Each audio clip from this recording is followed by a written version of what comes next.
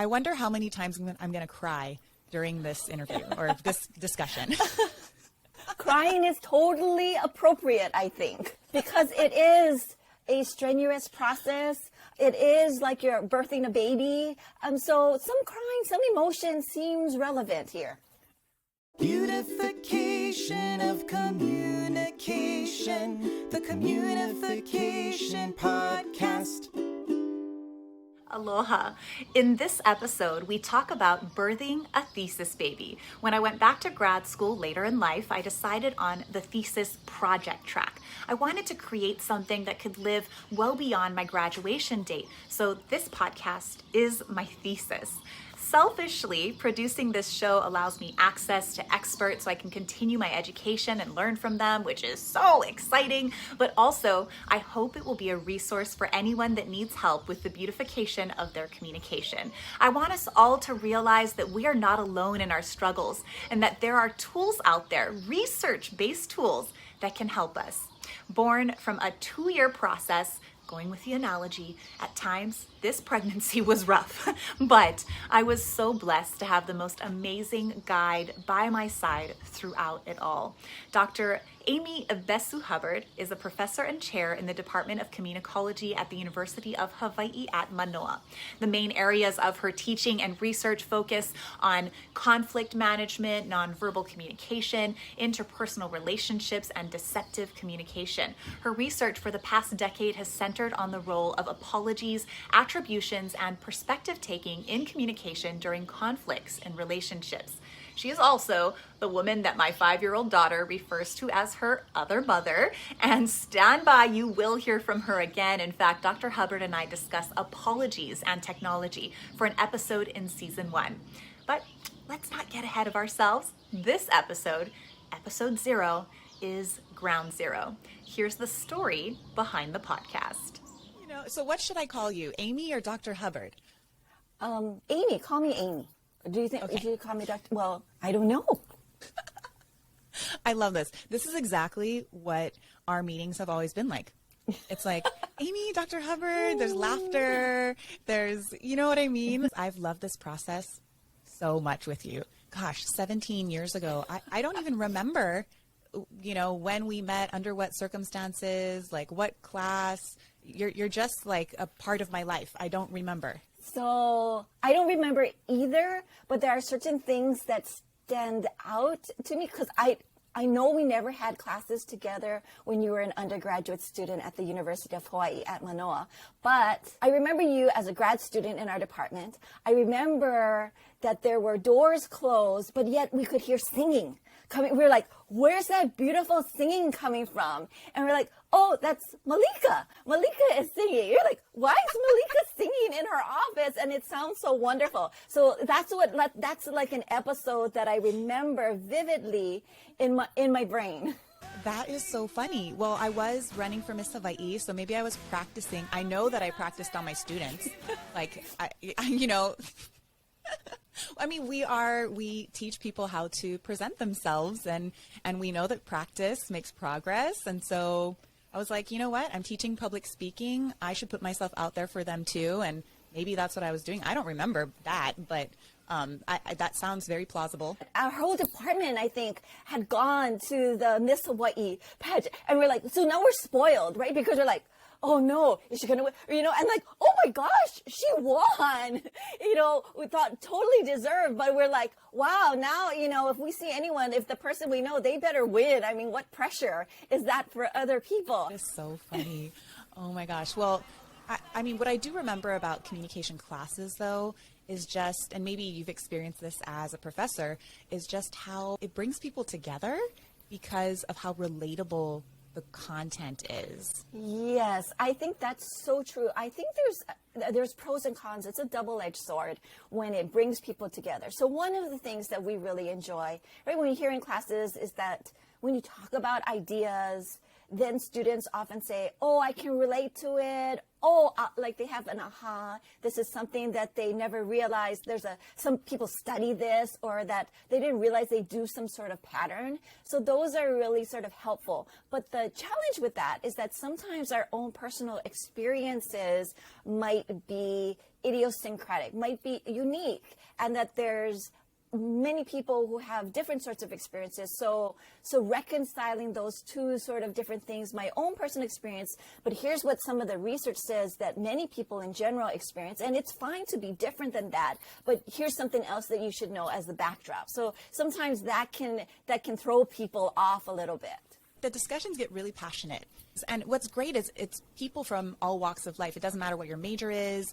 It gets passionate, and I don't know. I just remember that being a great experience. Yes, because in our classes, oftentimes people talk to each other. And that might be different from other people's experiences, that we want you to share your ideas. We want it to be kind of a safe space. So I often tell students, for example, we don't want you, this is not entertainment for other people. So you can't go around and say, did you know so-and-so said this and this and this and this and this, that we're using it to help us understand the concepts, and the ideas, but, nobody gave us approval yet for you to go and share that with other people. Yeah, what happens in communications classes stays in communications classes. Yes, exactly.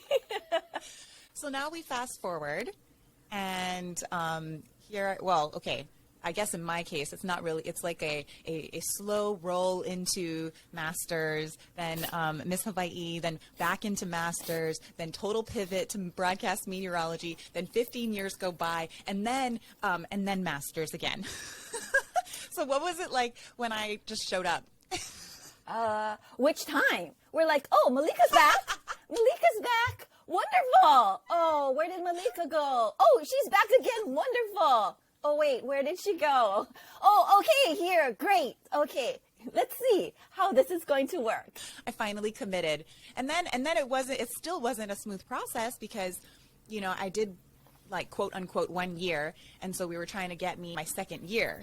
And so when I first came back, I had my cohort, which was, such an amazing, every single cohort I've been a part of has been an amazing cohort. But this cohort, I really love them so much. They were my office mates. And, each of them was so unique.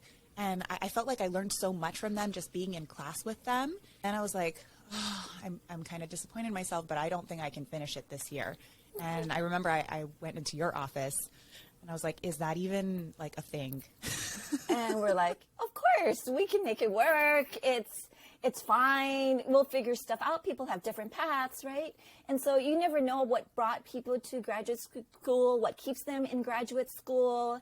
And so whatever, we try to figure out a way. And so part of it is once we accept you into our program, then, right, you're part of the family. And there are hurdles that you need to get over, but they are benchmarks designed on purpose to help calibrate your skill, to help you progress along the way. And so, yes, I remember maybe there was a little tears during that meeting when you came into my office about, I'm not sure if I can do this. Now, granted, you were flying in from Maui every week to attend a single grad class, and then you would fly back out. So we're like, well, clearly she's committed. Who does that? Because we're like, well, you need to be live. There's an experience with having grad students all together. So if it's possible for you to, come, great. And so that's what you were doing. And so that was amazing in and of itself. It was hard, but I remember crying. And I think a part of it was that there were all these serendipitous moments that kept happening, that really kept me going when I felt really down. Something like Dr. Lee saying, okay, here's your book for this semester. And she leaves the room and we're all looking on Amazon and we're like, oh my gosh, this book is like $200 something and it's not going to get to us for a month. Like, how is this even, practical? And I say out loud, and I remember Gabby. So Gabby is a part of my final cohort. Finally have someone I'm actually graduating with. And I remember Gabby, because throughout the year that I'd been there so far, there were all these things that would happen, right? I would say something and then it would happen, or whatever, just all these moments of serendipity. And I said out loud, gosh, there's only 3 of us in this class. I wish you would just walk in with 3 books. And Dr. Lee literally walks in with 3 books and says, you know what, we'll just use last year's version, the last edition. Wow. And Gabby looked at me and was like, jaw drop. And I just went, yeah, this is where I'm supposed to be, you know, because all of these moments kept happening. So when I went into your office that day, it was really about the fact that I was going to graduate with my sister. Not from the same, you know, she was at UH Hilo, and I was at UH Manoa, but we, you know, I just felt like that was so serendipitous. And so it was like going against, you know, all of those moments that were telling me that I'm where I'm supposed to be. And so letting go that my baby sister and I would be getting our masters together was difficult too. And I'd already made a public announcement to everybody that I was going to graduate that year. So to let go by doing that, allowing, you know, those that are also on this journey with me, that they can give themselves grace, that we all have these unique paths. Like you were saying with the thesis, we all have these unique paths, but it's on a bigger scale in life. We all have our unique paths. It's true. And sometimes, right, the expectations that you have, or especially for yourself being in public, it makes it kind of harder. So sometimes people stick on certain paths that maybe aren't appropriate for them at the moment, but they do it because, oh, I'm worried about other things other than, you know, people's perceptions. What are they going to think? Oh, does it seem like I'm going back on my word? Am I letting down? So many people in grad school often are like, am I letting somebody down? Am I being a fraud? Right? You have those sorts of concerns around, oh no, I'm going to be discovered. I mean, I remember vividly myself going through grad school and worrying that, okay, you know, you get these assistantships sometimes and you can teach in classes. And even as a new assistant professor, even now I think, oh no, I'm going to say something that somebody else is going to call me on. And then it'll just be mortifying and embarrassing. And it can sometimes be paralyzing, right, to think about those sorts of things. Or it can also get you stuck in being too conservative, in not taking risks, in not taking a chance, in not saying, oops, this didn't work out. You know, I'm going to take a different path. I thought this was going to happen. And so, yes, being open to sort of like release or let go of some of those kinds of things that sometimes we carry around with us that keep us from pursuing our dreams or pursuing it in a way that is good for us can happen. That happened with our process. And you've been here with me through this entire process where I wanted to do a documentary and then COVID hit. And it was like, you know, no one's traveling, no one's going anywhere.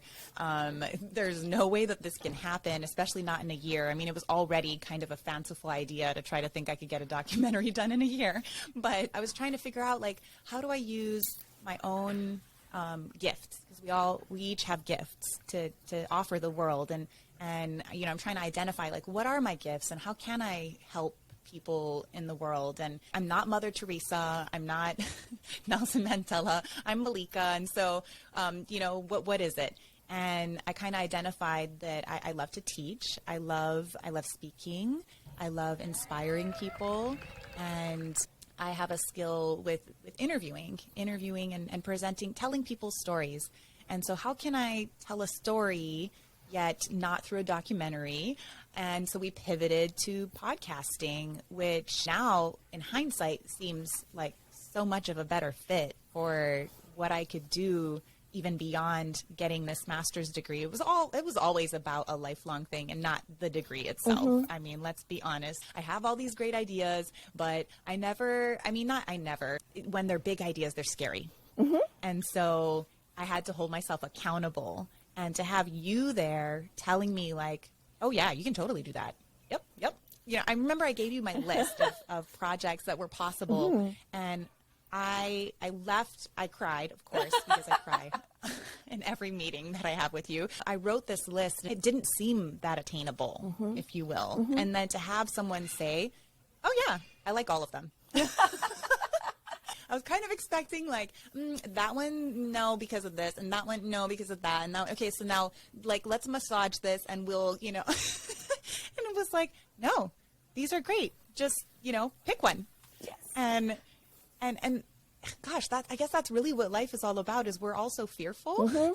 All you have to do really is just commit and go for it. And failure is not the worst thing on the planet. It's the best You learn thing. from It's it. such a good thing. I mean, that's where I think we get hung up, right? For example, you said a documentary. Yes, a documentary would have been a huge undertaking, but I think you could do it too. It's that whole, if you knew what was all involved in something, then you would never do it because you would see all the different pitfalls and everything. So it is a kind of leap of faith.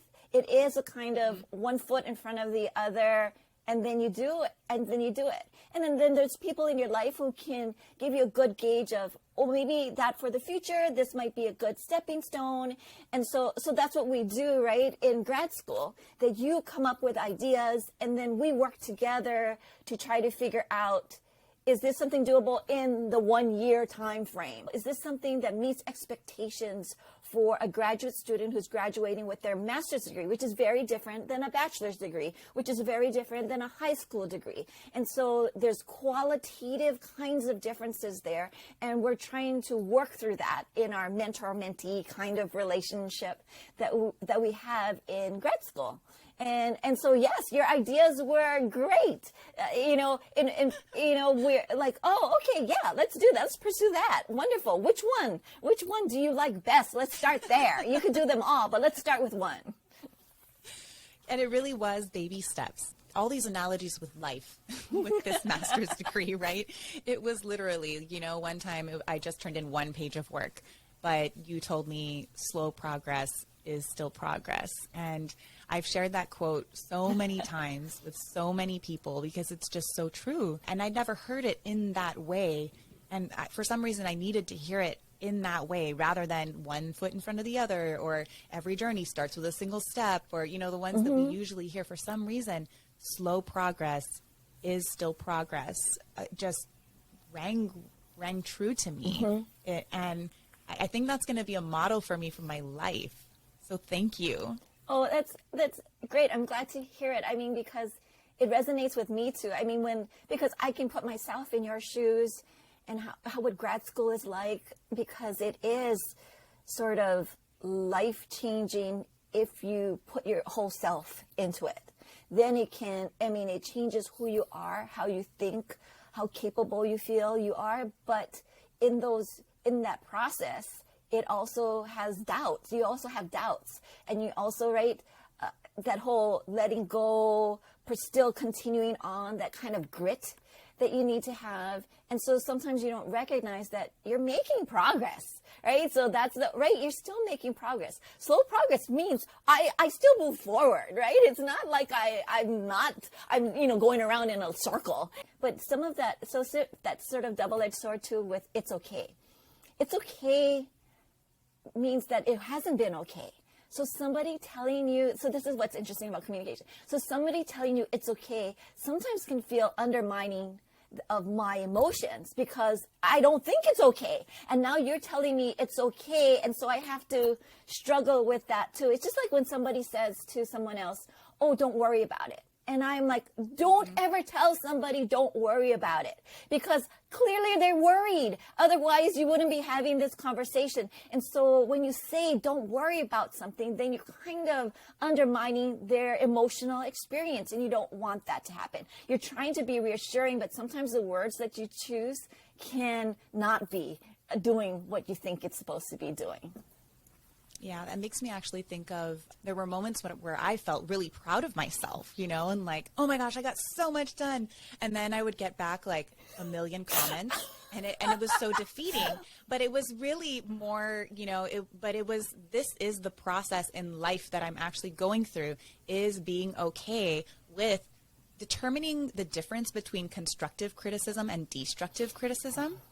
And so that's been my journey the last couple of years, really trying to be aware of that. But it still stings in the beginning, but then I just have to and I allow myself the grace to cry or be upset for a minute and then go, no, stop. This person, this woman wants you to succeed, and this is all because we're both working towards a common goal. We're on the same team. And so that process, personally for me, was really rewarding to allow myself to be vulnerable, to feel hurt for something that I shouldn't be hurt for too. Do you know what I mean? Of course. So like that whole process was very freeing. It was vulnerable. It's vulnerable. When you go back to school, it's vulnerable. Yes. You know, you put yourself in that position. You're getting assessed, and not in the socially polite, oh, good effort. It's harsh because we don't have time, right? We're working towards some goal. We have to get there.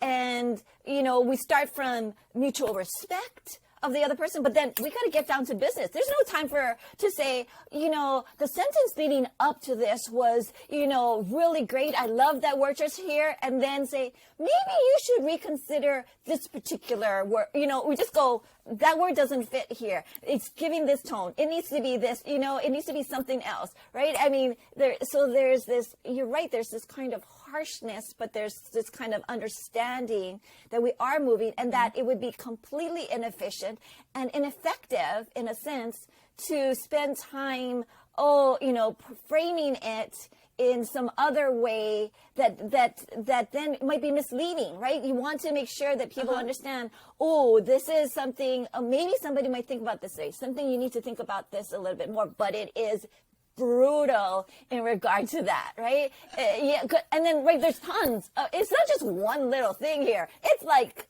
full on, right? Pages of things. Every week, tons. Every week. And you don't realize it, but I know you're making great progress. I'm like, okay, these, we're moving forward. Things are progressing. I like how the ideas are. But what you see on your end is awkward. That's maybe not the correct word for that or the best word for that. What do you mean by this? Maybe people might misunderstand this. I mean, I'm like on and on and on and on and on. And when you already have that imposter syndrome, which, I mean, I don't know, I haven't come across anyone that has never experienced imposter syndrome. So I think everyone can relate to this. When you already start at that place, then it makes it even more difficult to be receiving all of that, but it's a part of the process. And so having to just be okay with, all right, like this is me, and maybe this week I seem dumb, and that's okay. No, never dumb. So never dumb. Well, but it's a process. It's a process because life is all about learning. And every single week I learn something new. And I'll never forget that one week where, my whole idea of how the podcast was going to be completely changed because I had thought I'm going to do the guest first, and then I'll send the guest thing to a researcher and they'll listen to it and then they'll pick it apart. And then I read about how to teach and this one article, it was just like a light bulb moment where no, the researcher needs to go first. And not just that, it also makes sense like logistically because you guys don't have time to be listening to a 30-minute guest piece. You know what you know, and you can teach it very quickly in 10 to 15 minutes. So already logistically that made sense, but also teach us first. And now the guest is likely, and in all of the instances so far with the podcast, they're actually eager to learn. They're like, oh my gosh, I never knew that word. Oh, wow, I love that research-based strategy.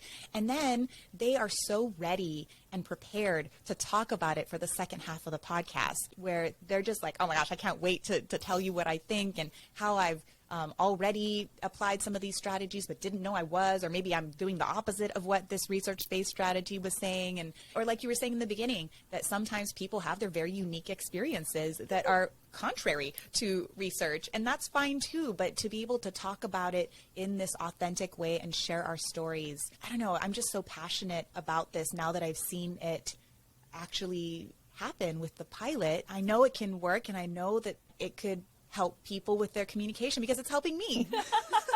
It's true, right? That process, or that the way that you've organized it to have the expert first, or coming upon that, right? To have the expert first and then have the guests, that kind of dynamic really makes sense, right? In terms of, here's something, and now there's some anchor that we can then talk around, right? And talk about. It doesn't mean that that's the right or correct way, but it's a way, it's like a part where we can then begin to explore these particular things.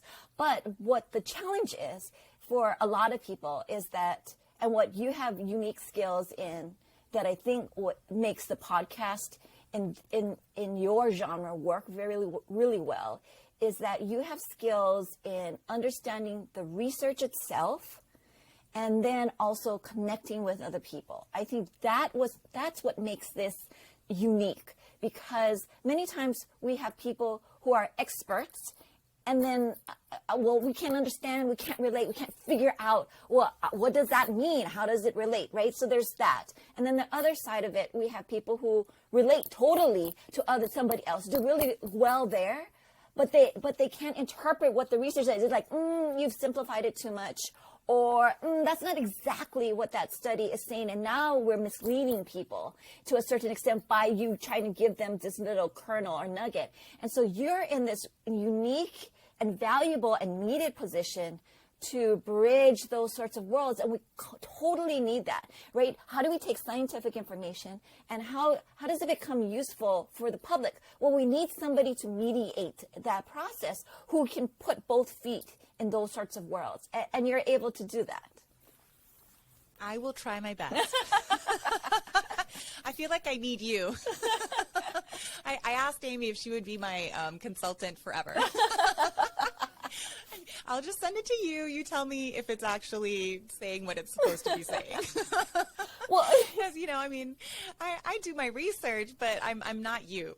And I know my limitations. I know what I'm good at. And I think this process has really helped me to realize that, we're so individualistic in this society. And I really just fell into that and embraced it fully. And, I always feel like I have to do everything on my own. Oh. And it's not just about me wanting to prove myself. It's really also not wanting to be a burden to other people. Mm-hmm. And so I think this process has helped me to shift my mindset that, the concept of a team and of working together and bringing different brains, into the mix, just how valuable that is. So thank you for that. Oh, you're welcome. I have totally enjoyed being a part of your team, our team, because one reason why it works is because there are both of those streaks. There's the streak of independence and wanting to make sure that you do things, right? You pull your share, you do the hard work yourself, right? It doesn't work if you don't do the hard work yourself. You cannot rely on somebody else to do the work that you need to do, right? So there's that. But then there's also that it does take a team. It does take different minds getting together and kind of bouncing around that get you to see things in different ways, that get you to understand things differently. And that's how you're able to reach new levels. That's how everybody elevates, when it's not just you, right, climbing, but it's everybody, right, rising up all together. I guess let's recap. Okay. So this podcast is about bringing communication theory to the everyday person.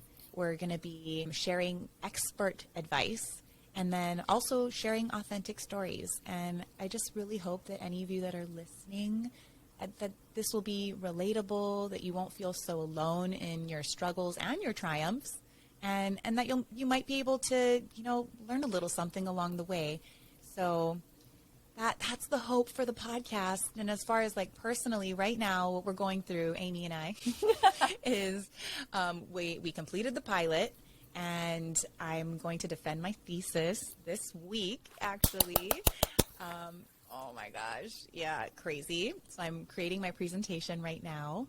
And then we have the colloquium, which basically is going to be the graduation too. From what I'm understanding, there really isn't a very big graduation type of thing planned at UH Manoa, unfortunately, this year. Just a photo shoot, so I'll probably stay on Maui, so thank you. We'll do that over Zoom. And I'm grad speaker. Yay! Thank you so much. Amy was there every step of the way. We went from 13 minutes down to 5 and 3 seconds. I was over. Somehow we did it together. I remember the last one, the brutal cut version. It was like the thesis all over again. You did the hard work. I just, I'm the assist. I give you the little assist. No, you do way more than that. You way more. But that was great. I was shaking. I was so nervous. And it was, it was competitive. It wasn't like they just were like, oh, yeah, you should be the grad speaker. I had to audition. And so that was very nerve-wracking. I got it. And now I get to record that. And it'll be on the Commencement website, which is so exciting. And then upward and onward, I guess, I'm just going to hit the ground running, and Amy will probably be on the podcast many times in the years to come, sharing her expertise. So I'm just really excited for what's to come. Me too. Here we go. Yes, let's go. I hope you enjoyed this behind the scenes look at the making of this podcast. Every little detail of the show has a root that came from academic research. I have lived and breathed podcasting for the last 2 years. I've cried over it, I've stressed over it, but it's also brought me immense joy and taught me so much. For anyone who might be interested in the research I did to produce an engaging and educational podcast, I posted my thesis paper on my website, malikadudley.com. The success of this podcast starts with the content, which I hope you will eagerly devour. The first season centers on communication and technology. We unpack issues like the positivity bias in episode 1 with Dr. Erin Spotswood and mega influencer Jessica G from the Bucket List family. Why do people present their best selves, and how is that impacting our communication? In episode 2, body image and social media, but also cyberbullying, apologizing, and so much more. I really hope you feel entertained, informed, and empowered after listening to our show. Available for free wherever you listen to podcasts. Oh, and by the way, this show is not sponsored, or at least not yet, so I would love your help to keep this show going. It won't cost you anything, just a couple of minutes of your time tapping a couple of things.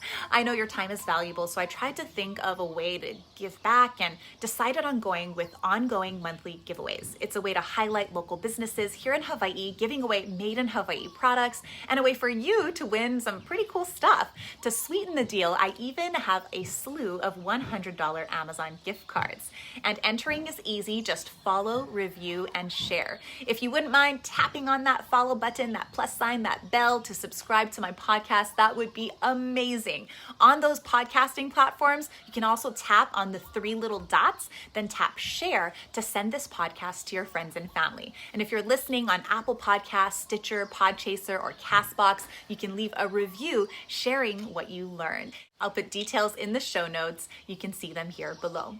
You can also follow my social media channels to see which prizes are being given away each month, and each action you take is a separate entry. So let's see, you can get a bunch of entries. You can leave a review on each of the 4 podcast platforms I just mentioned. That's 4 entries. You can follow on social media. There's TikTok, YouTube, Facebook, Twitter, Instagram. There's 5 more. You can share an episode on social media. Make sure you tag me though so I see it and I can repost and count your entry. And of course, subscribe or follow anywhere you like to listen to podcasts. I'm stoked to give out some free stuff, but most of all, I'm just very thankful for you taking the time to listen, taking the time to write to me, taking the time to learn and grow with me.